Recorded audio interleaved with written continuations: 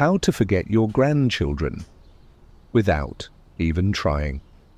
What if I told you the fastest way to forget your children? Your name and why you walked into the kitchen has nothing to do with aging. It starts when you begin bragging about getting by on 6 hours of sleep. It starts when you treat rest like it's for weak people. It starts when you trade your dreams for deadlines and your evenings for Netflix. And then slowly, almost politely, your brain begins to check out, not all at once. No, it's more spiritual than that. It's like the mind packs its bags and says, "You clearly don't want me here. I'll leave you with brain fog and the inability to remember where your damn keys are." Scientists call it glymphatic clearance. I call it the nighttime soul bath. If you skip it, the brain stops taking out the garbage, and what's left behind is the early scaffolding of Alzheimer's dementia and forgetting the very people you lived for. This isn't just about memory. It's about meaning. It's about sleep as a spiritual act, a kind of quiet prayer your brain offers to tomorrow. So before you pop another melatonin and scroll yourself into oblivion, hear this. If you don't start honoring your sleep like your life depends on it, you may stay alive, but the lights inside won't be on. Part 1. Sleep, the nightly ritual that cleanses your mind, like rain over dust. Let me paint you a picture.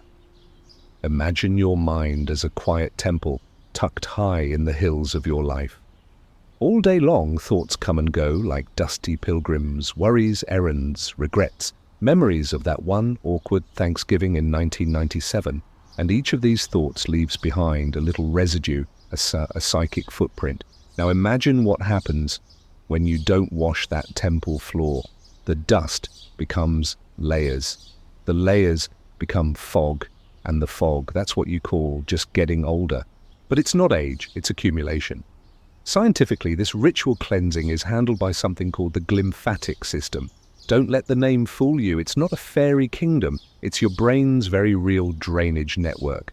At night, during deep non-REM sleep, your brain's glial cells literally shrink, allowing cerebrospinal fluid to flow through the brain tissue, carrying out the metabolic waste that built up during the day. You're not sleeping, you're being rinsed from the inside out. Beta amyloid, the infamous plaque associated with Alzheimer's. That's part of what gets flushed out, but only if you go deep enough. Not, "I lay down with my phone, sleep." Not, "I passed out after the third glass of wine, sleep." I'm talking about slow wave, stage 3. Buddhist monk-style 9 p.m. to sunrise stillness. And here's where it gets tragic. Modern life doesn't want you to have this kind of sleep. It wants you wired anxious, scrolling. It wants you thinking sleep is laziness and hustle is divine. So you stay up late to feel in control, not realizing you're giving your mind a slow, suffocating burial. In Buddhist tradition, sleep is not merely rest, it's part of right effort. It's sacred recovery. It's how the mind empties before it refills with wisdom. A tired mind cannot wake up, not to life, not to insight, not even to its own name, but we treat it like an afterthought. Some people even brag about needing only 4 hours. That's not a flex, that's a confession. That's like saying, "I only drink 1 glass of water a day and my kidneys are thriving." And the body listens. Studies show that when you deprive yourself of sleep, even for just 1 week, you impair immune response, upregulate inflammation, and dramatically increase the risk of cognitive decline. But the deeper tragedy isn't the science, it's spiritual. Because every night you skip proper sleep, a little part of you doesn't get to come home. Elderly psychology has a word for this spiritual disconnection masquerading as forgetfulness. You're not just misplacing names, you're misplacing meaning. You're not just forgetful, you're unintegrated. Ram Dass once said, "The quieter you become, the more you can hear." But how quiet can you become when the lights never go off? The phone never stops buzzing, and your evenings are a battlefield of distraction. This is your invitation to wash the temple, to make the night sacred again. So tonight, before you surrender to the pillow, ask yourself, did I scroll or did I rest? Did I numb or did I cleanse? Did I let my brain weep its daily toxins into the river of silence? Or did I just delay the forgetting for 1 more day? Part 2. Alzheimer's doesn't begin in old age. It begins in overcommitment. They say Alzheimer's begins at 70, but that's just when it knocks on the door. Truth is, it started packing its bags in your 30s when you began sleeping 4 hours a night, answering emails at 2 a.m., and scheduling meetings during lunch funerals and colonoscopies. It begins when you trade your presence for productivity. Science has shown that the early buildup of beta-amyloid proteins, the stuff that clogs the brain and whispers Alzheimer's into the future, starts decades before symptoms appear. You don't forget because you're old. You forget because your brain's been quietly drowning in unwashed stress for 20 years. But here's the part they don't put in the pamphlets. Spiritual exhaustion ages you faster than time. In elderly psychology, we call this emotional overextension, when a person often in midlife starts living for everyone else and leaves their own inner life on red. You stay up late for your kids, your boss, your image, and little by little your neurons give up their boundaries too. You might still remember your passwords, but you'll forget what rest feels like. You'll forget what joy tastes like. And eventually the forgetting spreads inward.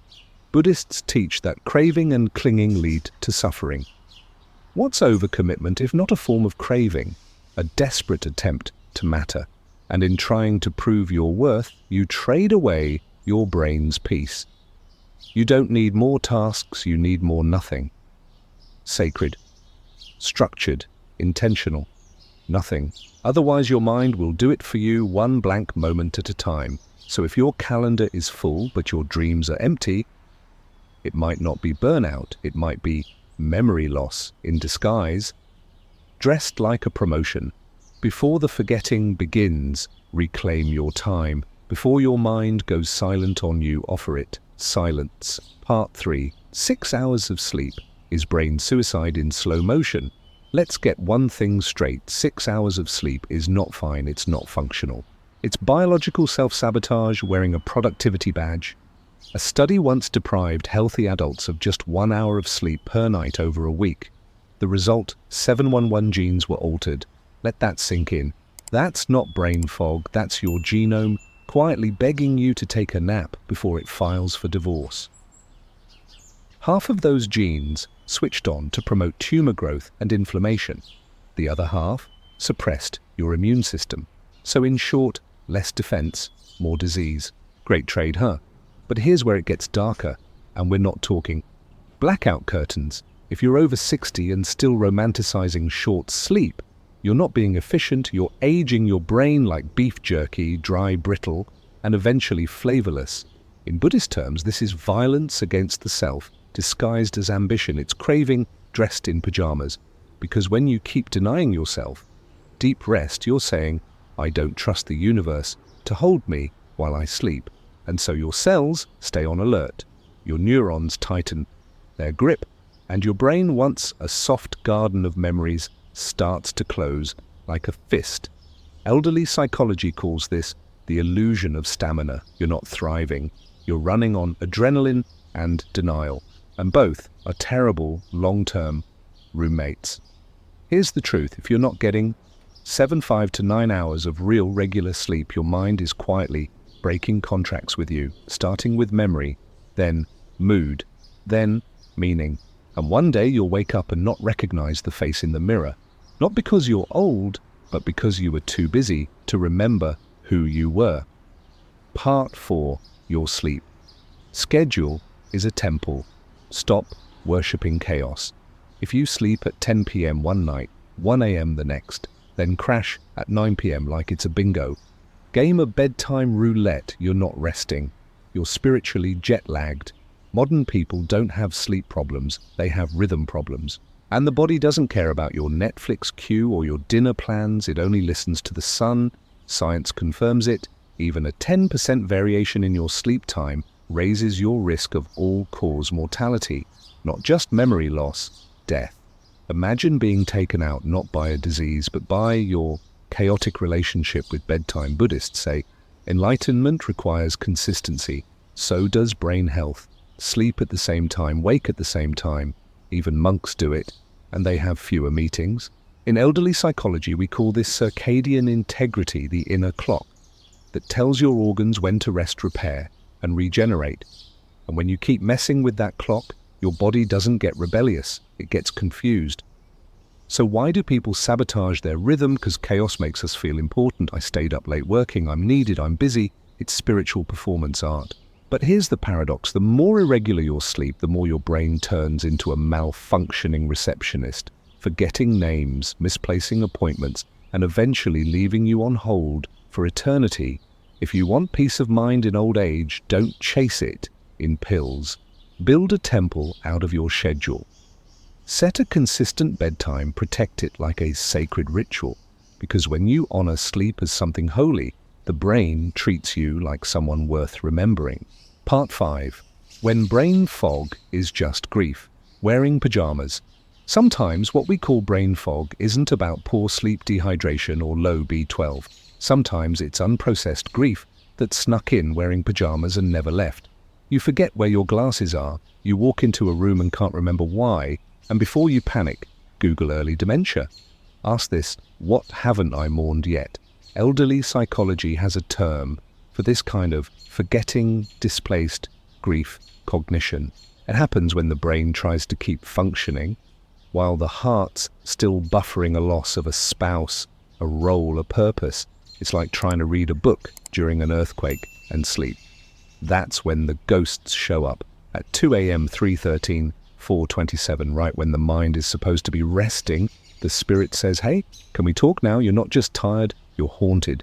In Buddhism, what isn't acknowledged becomes karmic residue. Leftover emotions create turbulence in the subtle mind. And when the mind doesn't feel safe to grieve, it keeps waking you up over and over, like a child tugging your sleeve asking, do you see me now? And here comes the modern response, melatonin. A podcast, a screen, anything but silence. But silence is where healing waits. So here's the radical invitation. Before bed, don't scroll. Grieve, light a candle. Speak to the loved one you lost.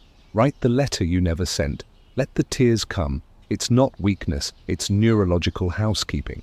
Because brain fog isn't always a medical issue. Sometimes it's just your soul trying to finish a conversation the world rushed you out of. Part 6. Fitbit monks and sleep-obsessed cyborgs these days. People track their sleep like it's a competitive sport. How did you sleep last night? Great. My Aura ring says I hit 93% readiness. Meanwhile, their soul is curled up in the fetal position, whispering, we're not okay, let's get real. You don't need a $300 ring to tell you you're tired. If you're over 60, your knees already told you. We've reached the age where people care more about their REM percentages than their actual rest. They spend hours tweaking their bedtime routines, blue light blockers, cooling pillows, lavender mists, then fall asleep, clutching their phone like a digital rosary. Here's the Buddhist perspective. True rest doesn't come from data, it comes from surrender. Sleep isn't something to optimize. It's something to bow to in monasteries. Sleep isn't tracked, it's respected. There are no apps, no graphs, no biometrics, just silence, regularity, and the sacred act of letting go. The monks don't wake up and compare sleep scores. They wake up grateful. They woke up. Elderly psychology warns about this too. Sleep anxiety, when obsession over sleep quality actually keeps you awake. You become so focused on getting the perfect night that your body feels like it's sitting for a test, not healing. So what do? Use the tech as a tool, not a tyrant.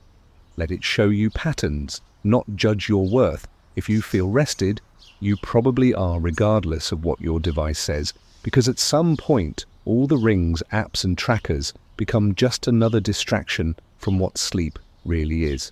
A nightly practice in trusting that you can fall apart and still wake up whole.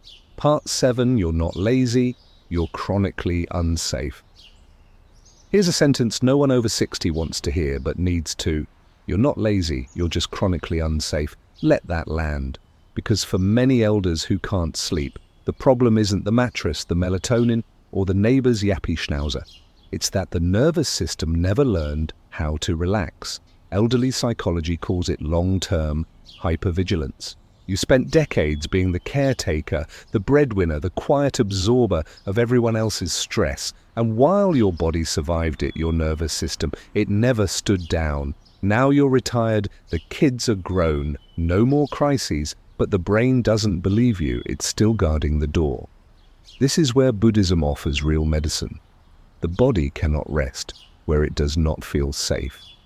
And safety isn't external, it's internal alignment. If your thoughts are still fighting yesterday's battles, no amount of CBD is going to coax your brain into theta waves.